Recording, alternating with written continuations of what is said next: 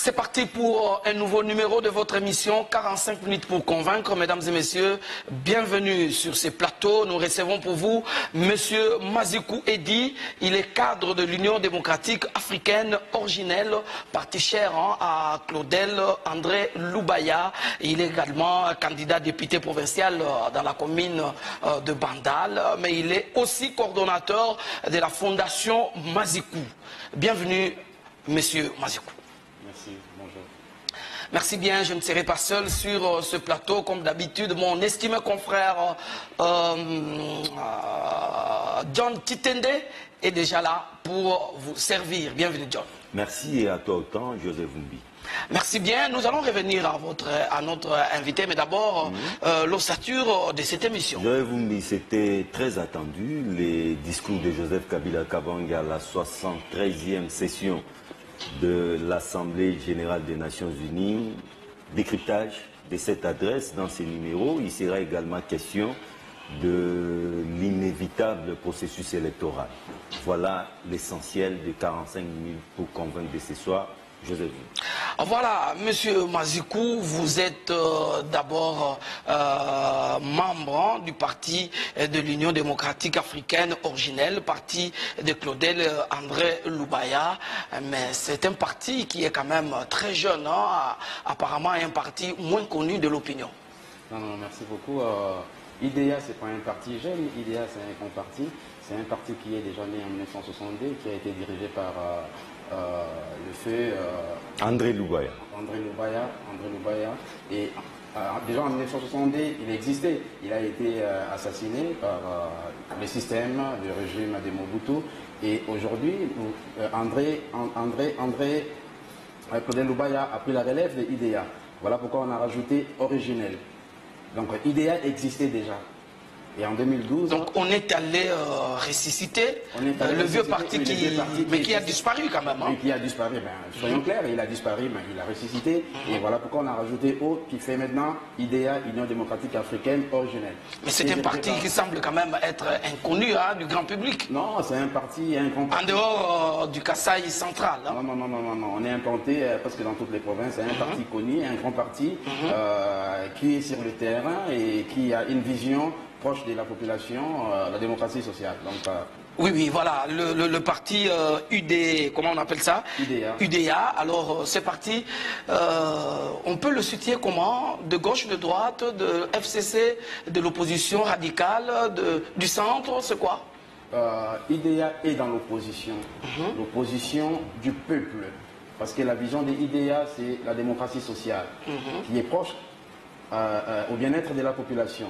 Donc nous sommes dans l'opposition. Notre opposition, ce n'est pas l'opposition de critiquer seulement. Notre opposition, c'est apporter des solutions, des propositions au pouvoir sortant, parce qu'ils ont mal géré ces pays. Soyons sincères, ils ont très mal géré ces pays pendant 17 ans.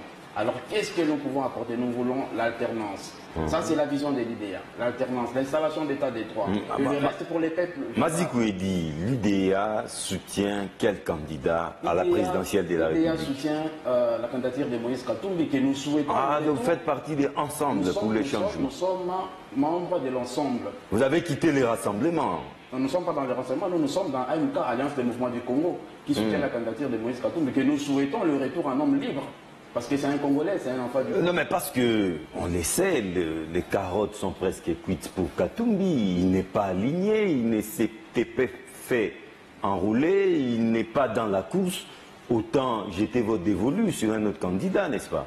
Il n'est pas dans la course simplement parce qu'il y a l'acharnement politique. Tout le monde sait ce qui se passe. Mais parce que ce qui est fait est fait. Qu'est-ce faire maintenant?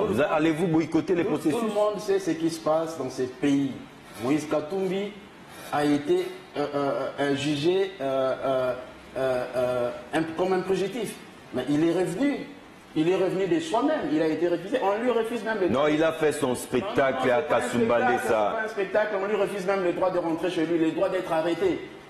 Vous lancez un mandat d'arrêt pour une personne que vous souhaitez arrêter et il se présente, vous refusez de l'arrêter. Donc c'est l'acharnement politique pour nous. Et voilà pourquoi nous disons que les processus électoraux doivent être respectés. Oui, voilà, nous allons y arriver quand même quand nous allons prendre le chapitre sur le processus électoral. Mais vous êtes également coordonnateur de la fondation qui porte votre nom. C'est quoi? La fondation s'appelle la Fondation Mazikou Edna, qui a pour objectif promouvoir les activités à caractère humanitaire sur le plan éducatif, social et assister les personnes et les populations les plus démunies. Nous ne sommes pas seulement... C'est dans le virtuel ou c'est vraiment une fondation effective? C'est une fondation qui existe depuis 2003 et qui exerce ses activités. 15 ans déjà. Oui, 15 ans déjà, c'est trop, qui exerce ses activités, pas seulement au Congo. Nous sommes au Cap-Vert, nous sommes au Sénégal, nous sommes au Congo-Brazzaville, nous sommes un peu partout. Donc notre objectif, c'est de promouvoir l'éducation, parce que au Congo, nous avons constaté que l'éducation est supprimée. L'expression qui disait l'enfant est l'avenir de demain, ça n'existe plus.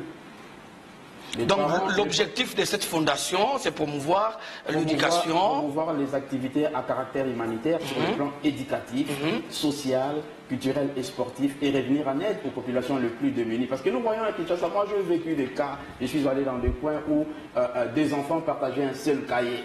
C'est pas normal, c'est nulle part au monde. Je fais un peu le tour du monde, je n'ai jamais vu ça quelque part au monde. Alors vous êtes ici installé à Kinshasa, n'est-ce pas? Je suis installé à Kinshasa. Très bien, alors vous êtes congolais aussi, oui, quinois, je pense. Oui. Alors, qu'est-ce que vous avez déjà fait? Parce que, comme on l'a dit que l'évangile devait commencer par Jérusalem. Alors vous êtes ici, natif de Kinshasa. Qu'est-ce que cette fondation a déjà fait en faveur de cette population vulnérable? Nous avons des réalisations concrètes sans tenir compte du tableau politique, sans tenir compte que je devais être candidat à la députation provinciale. En 2002, déjà, j'ai commencé les activités, j'ai commencé à promouvoir les activités à caractère humanitaire. J'ai distribué les cahiers à plus de 1200 élèves de Bandalungwa. J'ai assisté les handicapés au stade des martyrs. J'ai assisté... Donc nous avons toujours assister les populations les plus démunies. Je renvoyais les jeunes gens à l'école, aux formations. Donc on n'a pas seulement, on n'était pas seulement focalisé à Bandalungwa, nous sommes allés plus loin. Mais avec une main noire quand même. Il n'y a pas de main noire. Le financement de... une association à caractère humanitaire, nous avons des partenaires étrangers qui nous donnent gratuit et qui nous demandent aussi de distribuer gratuit. Monsieur Mazikou, vous vivez à Kinshasa et j'estime que vous êtes quinois, n'est-ce pas? Je suis quinois. Mais il y a un phénomène actuellement qui bat son plein dans la ville-province de Kinshasa, phénomène Oudjana, autrement dit la prostitution à ciel ouvert des jeunes filles. La fondation est-elle différente? Et des filles mineures. Des filles mineures, encore faut-il préciser. La fondation, vous qui œuvrez dans l'humanitaire, dans l'éducation, on ne vous sent pas. Qu'est-ce que vous faites pour éradiquer ces phénomènes? Pour éradiquer ces phénomènes, on devait commencer par la cause. Il faut combattre d'abord la cause, connaître la cause. Quelles sont les causes? Les causes, c'est l'État est inexistant, je vais dire. Parce que, pourquoi? Prenons les employés de l'ONATRA ils ont 15 mois d'impayés. Les parents sont démunis des moyens matériels et financiers d'envoyer les enfants à l'école, au centre de formation. Mais ces enfants-là ont la volonté d'aller à l'école, ont la volonté d'apprendre, ont besoin d'être utiles dans la société. Ils ont été abandonnés d'elles-mêmes. Ces jeunes filles-là, quelle est cette loi qui dit qu'il faut arrêter les jeunes filles mal vêtues? Nous connaissons des cas. Attentat à la pudeur. Attentat à la pudeur. Voilà pourquoi l'État... C'est dans les codes pénals congolais. Doit commencer par la cause, sensibiliser ces jeunes filles, sensibiliser, former, créer des centres de formation et créer même un centre de rééducation au cas où on arrive... Donc vous incombez la responsabilité à l'État. Oui, effectivement, parce que les parents sont mal payés, la jeunesse elle est abandonnée à elle. Non, parce que un parent est mal payé, cela justifie l'irresponsabilité d'un tel parent. Voilà, c'est ce que vous voulez dire. Quand un parent est mal payé, oui. Pas mal payé, quand un parent n'est pas payé et l'enfant prend en charge la relève de la famille. Ah bon? C'est-à-dire, il doit s'habiller, il doit s'acheter à manger. Donc il occupe la place des parents. Maintenant, c'est quoi le rôle de l'État? Le rôle de l'État, c'est quoi? C'est commencer à former, commencer à sensibiliser. Mais parce que vous parlez... Je vous donne un exemple bête. Ils ont créé des kermesses, ils ont créé des boîtes de nuit, tout ça là, des barmets. Moi, j'ai parcouru aussi des kermesses parce que je suis un jeune quinois. Mais j'en ai vu aucun qui a fait la promotion, par exemple, des cahiers à bas prix. ou de la prévention de l'utilisation des préservatifs, des gens comme ça. Je n'ai pas vu ça. Ils nous ont vendu que la musique, ils nous ont vendu les ndombolo, ils nous ont vendu la bière. La bière, on n'en refuse pas aux gens, mais on doit au moins sensibiliser la population de consommer avec modération. On doit sensibiliser ces gens. Mais parce que vous parlez, de l'État, de la musique, de réglementer, de respecter. Monsieur Mazikou, parce que vous parlez de l'État, vous n'êtes pas sans savoir que l'hôtel de ville de Kinshasa n'est pas resté indifférent. Il a ouvertement déclaré une guerre contre cette pratique. Qu'en pensez-vous? C'est une guerre... et le résultat est déjà là. C'est une guerre mal déclarée parce que... Mal déclarée parce qu'ils arrêtent n'importe qui. Les agents sont les dérapages ne manquent pas. Les agents ne sont pas formés pour arrêter. On devait commencer à sensibiliser avant d'arrêter. Arrêter, ce n'est pas la solution. Après les avoir arrêtés, vous allez le mettre ou vous allez les envoyer en prison, vous allez les juger, les mineurs. Ils ont mal fait, ils ont mal commencé parce qu'ils ont commencé d'abord à délivrer les cartes d'électeurs à ces mineurs en disant qu'en 2019, en 2018, ils seront majeurs. Non, ils devaient attendre à ce que ces enfants soient majeurs pour leur délivrer les cartes. C'est vous l'opposition qui avez exigé cela? Non, c'est le rôle de l'État. En plus, c'est quoi? Ils devaient réglementer le système des boîtes qu'on sort là. Un mineur ou une mineure ne peut pas intégrer dans une boîte acheter de la bière. Et ils le laissent. Ils ne sanctionnent pas. Ils ont eux-mêmes leur boîte où leurs enfants viennent consommer. C'est une opération inefficace. C'est une opération ratée, mal engagée. Comment ça? On devrait réfléchir avant d'engager cette opération. C'est-à-dire commencer à sensibiliser d'abord les enfants, commencer à payer les fonctionnaires, les agents qui sont impayés pendant 2 mois, commencer d'abord à assurer la sécurité alimentaire de la population. Voilà, monsieur Eddy, nous allons revenir un peu à votre fondation. Cette fondation est seulement à Kinshasa ou alors c'est une fondation qui pense aussi aux villageois, hein, là où on trouve la population avec une pauvreté parfois extrême, hein. Notre mission, ce n'est pas seulement à Kinshasa, notre mission, c'est partout dans le monde. Comme pour le moment, je suis à Kinshasa, je pense que nous allons essayer de voir dans les provinces. J'ai prévu un voyage à l'Équateur, à Guadeloupe, où je fais quelques années des études. Je vais essayer d'aller revoir la population des Guadeloupe, du Bas-Congo. Et puis, en fait, nous travaillons sur le projet. On vient, on recense les cas, et je prends les projets, je transmets à mes collaborateurs et ensuite on met à la disposition des personnes qui en ont besoin. Par exemple, là je viens de la Russie où j'ai signé des accords de partenariat avec des associations qui ont mis à la disposition de l'association des ambulances médicalisées. Et là, on est en train de voir avec les autorités, par exemple, parce que ici, l'humanité n'est pas quelque chose de grand comme en Europe, ailleurs. La peur est que parfois, tous ces dons qui sont récoltés n'arrivent pas à destination. Souvent, ce ne sont pas vraiment des vraies personnes qui en ont besoin, qui bénéficient de ça. C'est plutôt des personnes déjà qui sont bien et qui profitent de la pauvreté des autres. D'imposteurs. Effectivement, il y a beaucoup d'associations et beaucoup de fondations mallettes. Et qu'est-ce que vous faites pour vous rassurer que votre aide va directement aux personnes à qui cette aide-là est destinée? La Fondation a des témoignages, la Fondation a des réalisations concrètes et elle a prévu aussi des réalisations dans les prochains jours en faveur des populations. Par exemple, des populations des Banabanda, j'ai prévu une couverture santé. Je suis en contact avec le centre de santé pour pouvoir au moins assurer, parce que vous voyez, les taux de la mortalité aujourd'hui est très élevé pas par la volonté de Dieu, par la volonté de la misère. La misère trône, la misère en extrême. Les peuples souffrent parce que le pays est mal géré. La commune de Bandalungwa est très mal gérée.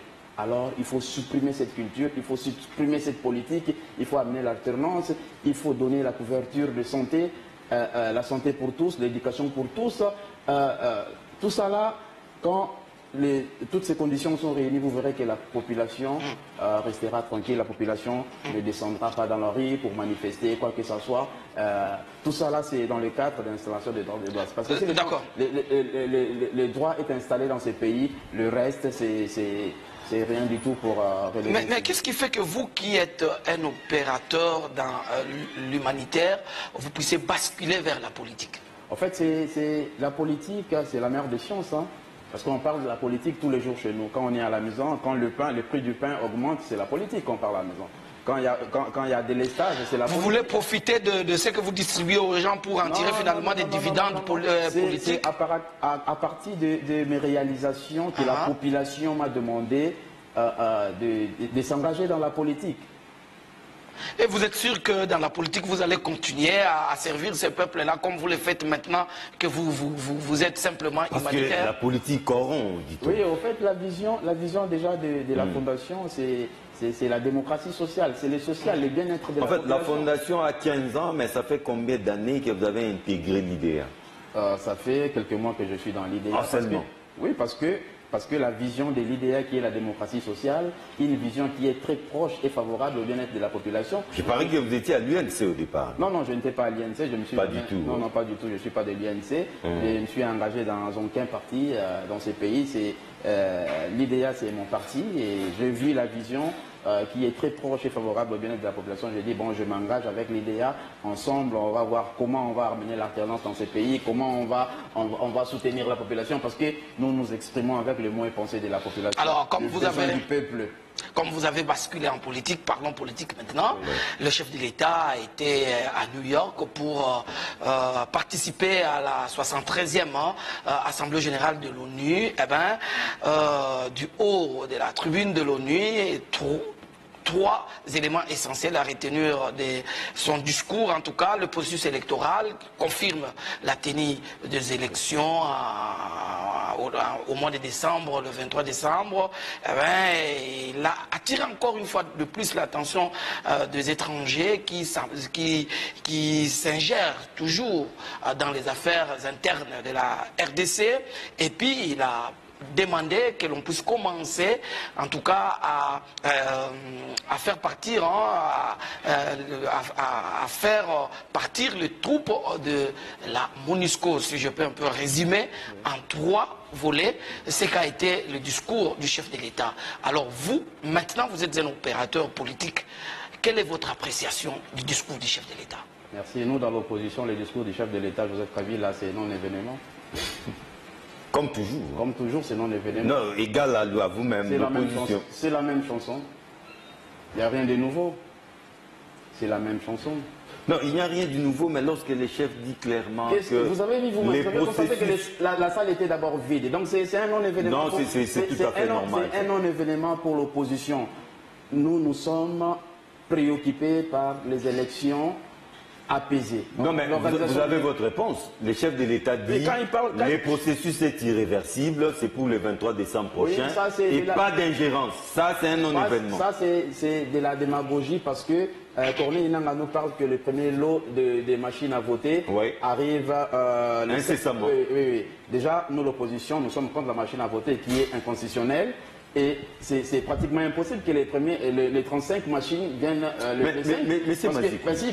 Parce que nous avons besoin de 106 machines à voter pour la République. Pourquoi voulez-vous une chose et son contraire en même temps? Vous voulez des élections dans ces pays, oui ou non? Nous voulons des élections. Mais allons aux élections. Nous sommes prêts pour aller aux élections. Mais pourquoi tant de prétextes, des tergiversations? Sanctionner sévèrement le pouvoir sortant. Mais allons aux élections. Ils ont peur d'aller aux élections. Nous voudrions les élections apaisées. Nous voudrions que les accords de la Saint-Sylvestre soient respectés, c'est-à-dire le retour en homme libre de Moïse Katumbi, l'acceptation de sa candidature, le retour des exilés politiques, la libération de tous les prisonniers et la participation de tous les acteurs politiques au processus électoral. Mais quand ils refusent, ça veut dire qu'ils ont peur des élections parce que le peuple est prêt à sanctionner. Nous allons dans un vote de sanctions. Le peuple est prêt. Le peuple d'aujourd'hui n'est pas le peuple de 2006, n'est pas le peuple de 2011. Mais c'est Mazikou, laissez-moi vous aider. Oui. Après les discours sur le 3e mandat, l'opposition maintenant se retrouve sans discours. Nous avons affaire à une opposition en panne de stratégie. vous avez maintenant une nouvelle trouvaille, c'est ce que vous appelez machine à voter. Oui, la machine. Et la population n'est pas dupe, elle réalise que c'est vous qui ne voulez pas des élections. Non, nous ne sommes pas sans discours. Venez le 29 au Triomphal. Mais qu'est-ce que vous allez encore dire au peuple? J'en appelle au sens du patriotisme à tous nos partisans et à tous les membres de l'opposition. Venez écouter le message, venez écouter les programmes de l'opposition. Nous avons un programme.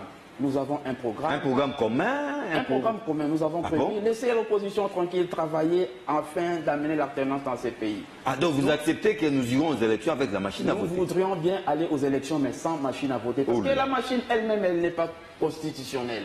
Les machines même ne sont pas prêtes. Alors, mais qu'est-ce que vous allez faire? Parce que le 23 décembre, on ira aux élections avec la machine à voter. Donc, vous allez boycotter le processus? Nous allons appliquer les moyens constitutionnels afin d'empêcher les élections. Quels sont ces moyens, rapidement? Ce sont les hommes, la mobilisation. La rue. La rue, c'est constitutionnel. Ce n'est pas interdit de descendre dans la rue. Quand le peuple n'est pas content, cette opposition peut mobiliser la rue. Nous sommes capables. Vous avez vu la Sainte-Thérèse, vous avez vu avec les camarades de l'IDPS, vous avez vu avec les camarades de l'INC.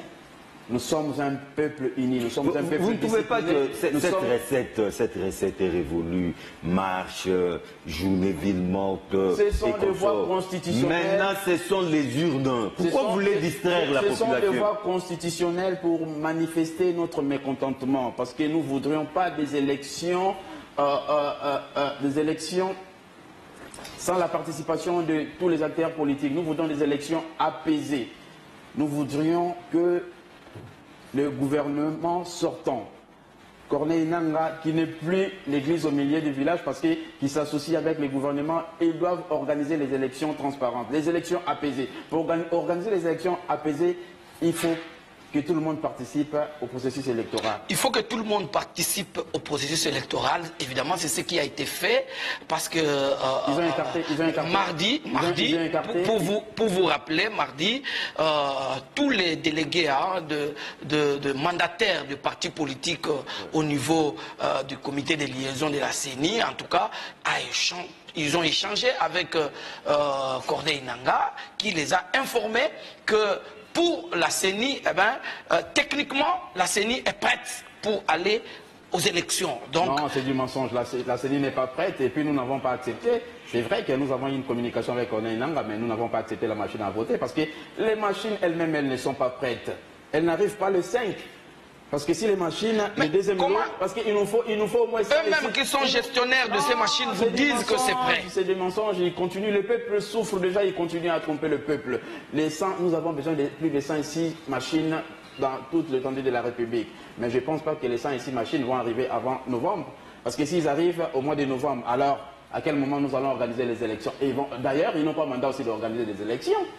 Parce qu'ils sont sortants. Nous allons aux élections pour sanctionner. Eh bien, si les machines vont arriver au mois de novembre, donc c'est qui explique... La CENI n'a pas mandat d'organiser les élections. La CENI, oui. Avec la CENI, nous voyons la mainmise de Joseph Kabila. Procès d'intention. Voilà pourquoi ils mettent la machine à voter. Et nous refusons la machine à voter. La population aussi refuse la machine à voter. Parce que la population n'est pas préparée, la population n'est pas formée à aller voter avec la machine. Vous parlez maintenant au nom de la population? Mais parce que... Non, parlons concrètement. Qu'est-ce que la population veut? La population veut l'alternance, la population veut l'éducation, parce que après les ventres, les peuples demandent quoi? La population veut les élections. Ça, vous êtes d'accord avec moi? Et la population veut ces élections le plus tôt possible.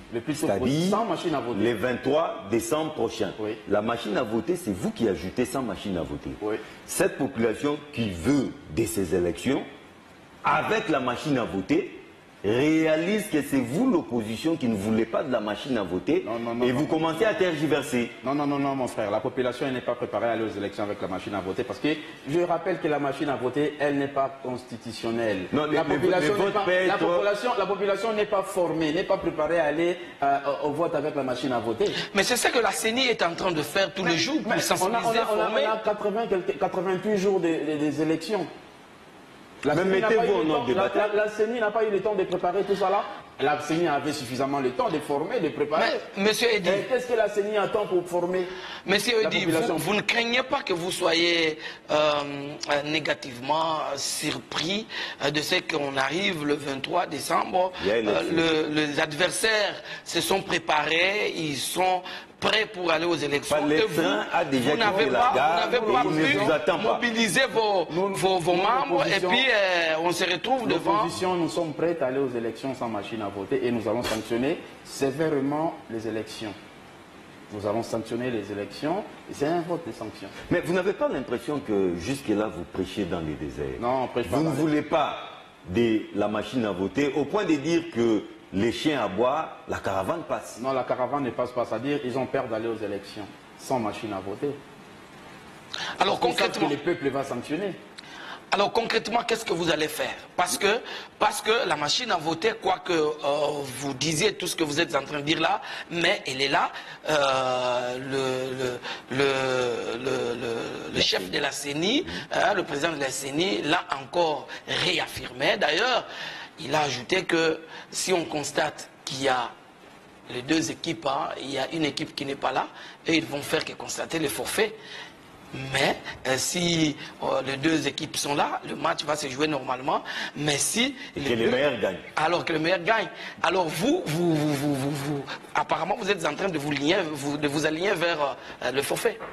Non, nous on ne s'allie pas vers le forfait. Nous on sait que un forfait qui ne dit pas encore son nom. Nous sommes prêts à aller aux élections et nous savons que les élections auront lieu sans machine à voter. Nous allons utiliser tous les moyens constitutionnels pour qu'il n'y ait pas vote avec machine à voter. Et retarder davantage les élections. S'il faut retarder l'avantage des élections, c'est la CENI. Une transition, suivez mon regard. Une transition sans Kabila, oui. La CENI, elle n'est pas prête à aller à organiser les élections parce que les machines ne sont pas encore là. Ces fameuses machines à voter, elles ne sont même pas encore là. Non, en tout cas, ça, ce n'est pas votre problème. Les patrons de la CENI... C'est mon problème, c'est mon problème. Non, les patrons de la CENI rassurent. Il n'y aura pas de problème de ce côté-là. Il y aura élection le 23 décembre. On rassure avec le preuve. La CENI n'a pas préparé la population. La CENI ne nous a pas montré les machines à voter. La CENI est incapable. Vous n'avez pas encore vu les machines à voter? Non. Allez à l'aéroport d'Indjili, vous trouverez une machine à voter. Vous avez vu ça? Oui. Si les machines à voter sont là, former la population, préparer la population, parce que nous avons 80 et quelques jours des élections. Mais vous vous préoccupez de ce que les autres doivent faire, mais vous ne vous préoccupez pas de ce que vous devriez faire pour préparer vos bases. Nous sommes prêts, nos bases sont prêtes à sanctionner. L'opposition, nous sommes prêts à aller aux élections. Nous voudrions des élections. Mais sur le terrain, on ne voit que le FCC en train de sensibiliser, de mobiliser. L'opposition, nous nous sommes engagés à être un seul peuple, une seule force pour amener l'alternance dans ces pays, pour n'accorder plus aucun jour à Kabila à la gérance des institutions du pays. Ça, c'est vous qui le dites, parce que ceux qui se réunissent aussi autour du FCC sont aussi des Congolais. Et nous allons utiliser les moyens constitutionnels pour empêcher que cela arrive, parce que le peuple en a marre. Voilà, nous allons rester un peu dans ce chapitre-là pour parler de la possibilité d'avoir un candidat commun au niveau de l'opposition. Est-ce là est possible ou alors ça reste juste une illusion? C'est possible, mais laissez l'opposition tranquille, on travaille sur ça. Non mais l'État n'est pas votre allié, ça vous le savez. Vous pensez qu'on ne travaille pas? On travaille. On travaille sur la candidature unique. Venez le 29. Venez le 29. Donc le 29, on peut déjà savoir qui sera le candidat commun de l'opposition. Je vous invite, venez le 29 au meeting de l'opposition. Vous allez écouter les programmes. Vous allez connaître que nous sommes réunis en un seul peuple et en une seule force pour amener l'alternance dans ces pays. Donc vous aurez une candidature commune, mais parlez-nous un peu de mécanisme. Ça sera par quel mécanisme? Ça, ce sont les... Consensus, vote, primaire, tirage au sort, comment allez-vous procéder? Je vous dis, laissez l'opposition tranquille. Non, mais ce n'est pas un secret. Ce n'est pas un secret, on est en train de travailler. Pourquoi vous en faites un mystère? Non, ce n'est pas un mystère. C'est pas un mystère. L'opposition est en train de travailler pour vous donner un candidat unique. Comment? Par quelle voie? Nous savons toutes les démarches pour sortir un candidat unique. Nous sommes un peuple discipliné, nous sommes un peuple démocrate. Nous savons les démarches qui se passent pour engager un candidat. puisque nous voulons l'alternance, puisque nous voulons le changement, puisque nous voulons le départ de ce pouvoir qui a mal géré les institutions du pays, ben, nous ne pouvons que sortir un seul candidat. Alors, ne vous trompez pas, l'opposition est organisée. Comment allez-vous répondre à ceux et celles qui pensent que cette opposition n'est pas si mature pour nous faire pondre une candidature commune? Quand vous parlez de la maturité, ça veut dire quoi? Non, c'est une opposition qui n'est pas à la hauteur des enjeux. Et quand je vous dis l'opposition est organisée pour aller aux élections, ça veut dire que nous c'est une déclaration. Mais sur le terrain, on ne descend pas. Ça veut dire que nous avons prévu un candidat. Ah, vous avez prévu un candidat? Oui, nous avons prévu un candidat que nous n'allons pas sortir tout de suite. Venez, voilà pourquoi je vous invite au meeting du 29. Et j'en appelle aussi à tous les membres, à toute ma base. C'est ce jour-là qu'on connaîtra ces candidats? Oui, j'en appelle à toute ma base de venir. Ça, c'est un scoop, Joseph. Chers amis, les Congo appartient aux Congolais. Nous avons le devoir de sauver ces pays.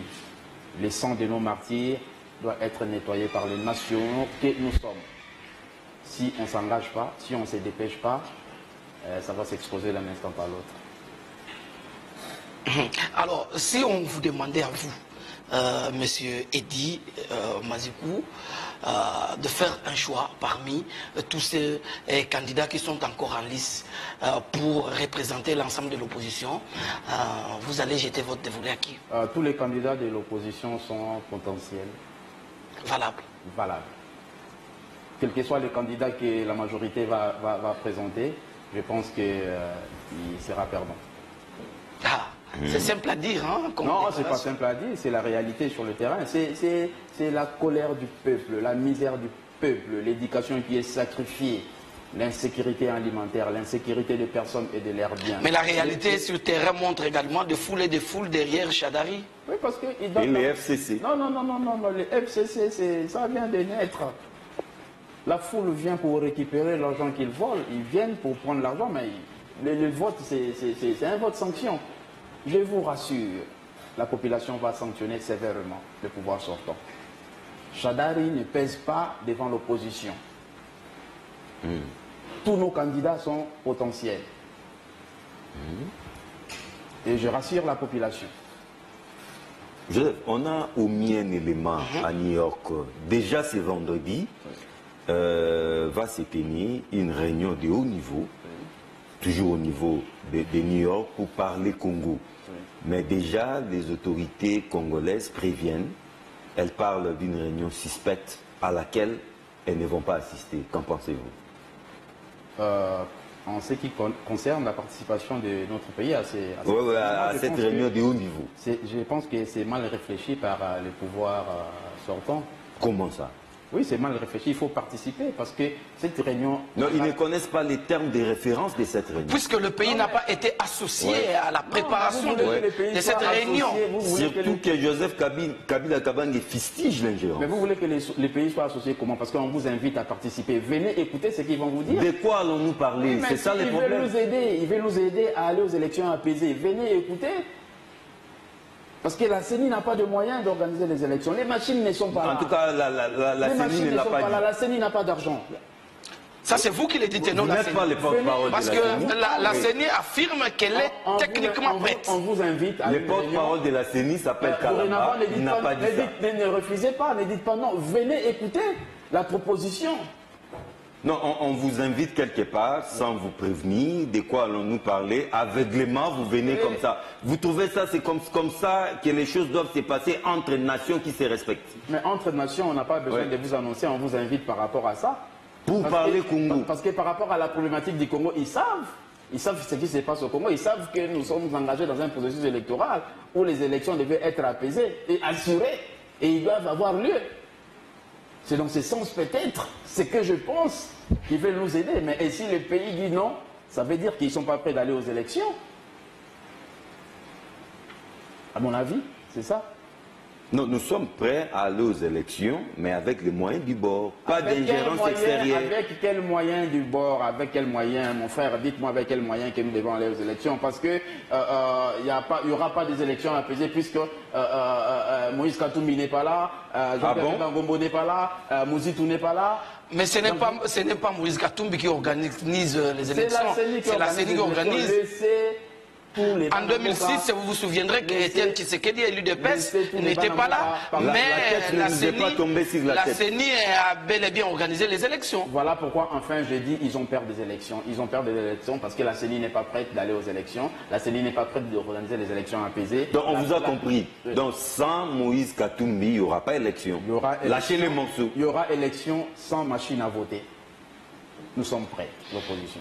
Alors, finalement, vous ferez quoi lorsque vous allez voir qu'il y a élection et avec la machine à voter? Sans Katumbi.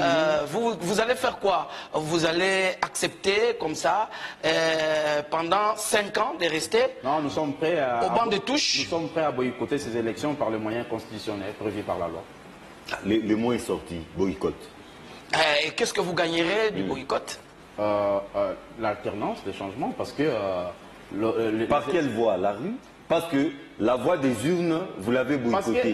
Quelle est la voie qui vous reste? La rue, c'est constitutionnel. Quand le peuple n'est pas content, qu'est-ce qu'il fait? Nous en avons vu dans tant d'autres pays. Quand le peuple n'est pas content, qu'est-ce qu'il fait? Il descend dans la rue, il manifeste. Vous ne trouvez pas que l'époque de la rue est révolue? Non, ce n'est pas révolu, c'est un moyen constitutionnel. Depuis que Etienne Tshisekedi est mort, c'est un moyen constitutionnel pour changer les données dans ce pays. Le peuple veut l'alternance, le peuple veut le changement, le peuple en a marre. Donc c'est ça que le peuple veut et nous nous sommes associés à ce peuple pour amener l'alternance dans ces pays, pour changer les choses dans ces pays. Donc nous allons utiliser tous les moyens nécessaires et constitutionnels pour amener l'alternance dans ces pays. Très bien, vous êtes du parti de Claudel Loubaya. Alors, vous avez également aligné de candidats partout ou seulement à Kinshasa et dans le Kasaï central? Oui, nous avons aligné des candidats un peu partout. IDEA aligné, puisque nous sommes dans l'Alliance des mouvements du Congo. Nous avons des candidats à Kinshasa, nous avons des candidats... Ah, vous êtes dans une alliance? Oui, oui. Et en dehors du parti de Claudel, dans l'Alliance, on retrouve encore quel... il y a 15 partis, hein. Il y a 15 partis. Des figures connues? Des figures connues, il y a Jean-Claude Vwemba, il y a le président Adabo. L'Alliance, c'est comment? L'Alliance des mouvements du Congo. Il y a 15 partis. Et vous êtes sûr avec ces partis-là, parce que quand vous citez, apparemment ce sont des petits partis, non, vous êtes sûr d'avoir le seuil électoral? ESECO, ce n'est pas un petit parti. Jean-Claude Vwemba, ce n'est pas un petit parti. Denis Sessanga, ce n'est pas un petit parti. Nous sommes sûrs d'amener l'alternance. Ah, mais aucun de ces partis n'a 5 députés au niveau de l'Assemblée nationale. Oui, mais nous faisons l'Alliance des mouvements du Congo. Or, pour avoir 1%... Avec cette alliance, nous pensons...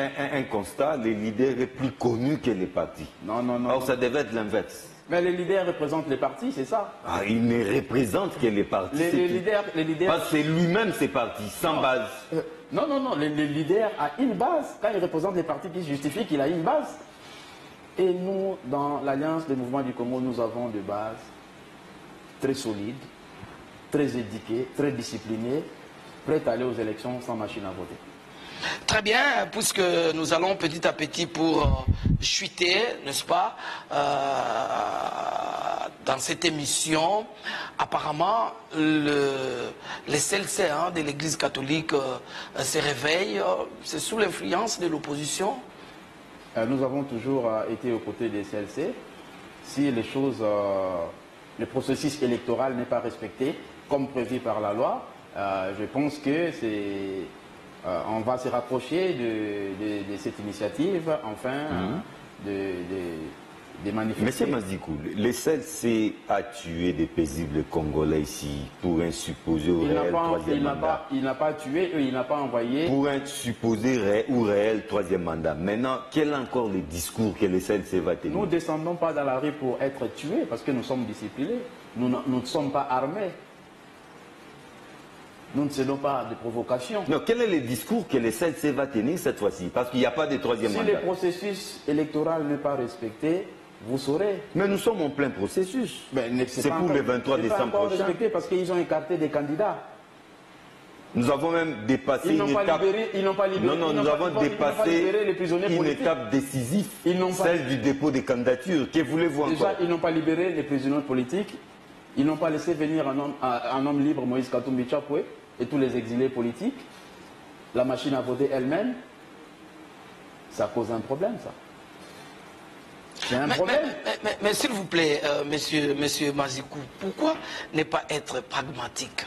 C'est-à-dire, ce que vous reprochez à la machine à voter, vous-même, vous vous rapprochez de la CENI afin d'avoir tout ce que, toutes les assurances possibles et que vous-même vous y soyez, de sorte que vous ne soyez pas trompé, comme vous êtes en train d'imaginer, au lieu de mettre en cause l'ensemble du processus. Non, même ce qui a déjà été fait. On ne met pas en cause l'ensemble du processus électoral. Mais si vous boycottez les élections... La machine, ce n'est pas l'opposition qui gère la machine à voter, c'est la CENI qui gère la machine à voter, les centrales de la machine à voter. Le peuple veut le vote à papier. On a vu nulle part. Mais il y aura des papiers, parce que la machine ne va faire qu'imprimer le papier, et c'est ce papier-là qu'on va tenir compte. C'est une imprimante. Non, non, déjà, il ne s'agit même le papier pas... sera déposé dans l'urne et on va comptabiliser cela. Soyons sérieux et défendons les valeurs républicaines. La machine elle-même, elle n'est pas constitutionnelle. La machine est gérée... Non, le vote peut être électronique, hein. Réalisez votre constitution. Voilà. Ouais. Donc, nous refusons la machine à voter parce que les machines même ne sont pas là. Les machines ne sont même pas encore prêtes. Mais c'est voilà pourquoi j'ai dit que la CENI a peur d'organiser des élections apaisées. Donc, quittons ce contexte-là d'aller aux élections avec la machine à voter. Déjà, le peuple n'en veut pas. L'opposition n'en veut pas. Pourquoi vous insistez d'aller aux élections avec la machine à voter? Mais pourquoi ne pas dire, par exemple, voilà, bon, pour contourner tout ce qui peut être soupçonnable, nous mettons des témoins partout et nous y allons et puis on va surveiller. La machine à voter, en principe, on ne doit pas en faire un débat. Organisons les élections apaisées. Simplement. Avec ou sans la machine? Sans la machine à voter. Organisons simplement les élections apaisées pour sauver la démocratie. Je pense que vous allez voir la réaction, la réponse de la population, la réponse du peuple. Le peuple a prévu de sanctionner et il va sanctionner sévèrement parce que le peuple souffre, parce que ce pays est très mal géré, parce que la population est plongée à une profonde obscurité, abandonnée à elle-même. La population souffre en extrême. C'est très facile de dire tout ça lorsque vous êtes en dehors. Et à partir du moment où vous êtes en train de gérer, le discours changera. On l'appelle de la démagogie. C'est pas très facile, c'est visible. Moi, je vis à la cité, je suis en communication permanente et parfaite avec la population. Je sais ce que la population vit, la misère du peuple. Alors, monsieur, nous allons, en tout cas, chuter cette fois-là. Nous voudrons revenir pour votre mot de conclusion au niveau de votre fondation, Mazikou. Edna. Alors, un message, en tout cas, par rapport à cette fondation pour que nous puissions conclure notre émission. Par rapport à la fondation Mazikou Edna, nous avons prévu des actions concrètes en faveur de la population. Et la population qui va être ciblée, qui va être recensée dans les prochains jours. Bon, comme nous sommes encore dans le processus électoral, ça ne nous empêche pas de s'exprimer par rapport à notre calendrier humanitaire. Donc nous avons prévu des actions en faveur de la population des Banalungwa, aussi en faveur de la population de la République tout entière. Et en ce qui concerne la politique, j'en appelle au sens patriotisme à tout le monde de venir écouter le programme et le message de l'opposition le 29 septembre au rond-point triomphal. Voilà, c'est par ce message-là que nous allons mettre un point final à cette émission. Merci à vous de rester fidèles au programme de Kin 24 Télévision. Merci. Le prochain rendez-vous, c'est déjà jeudi 22h et vendredi 11h15. Au revoir chez vous.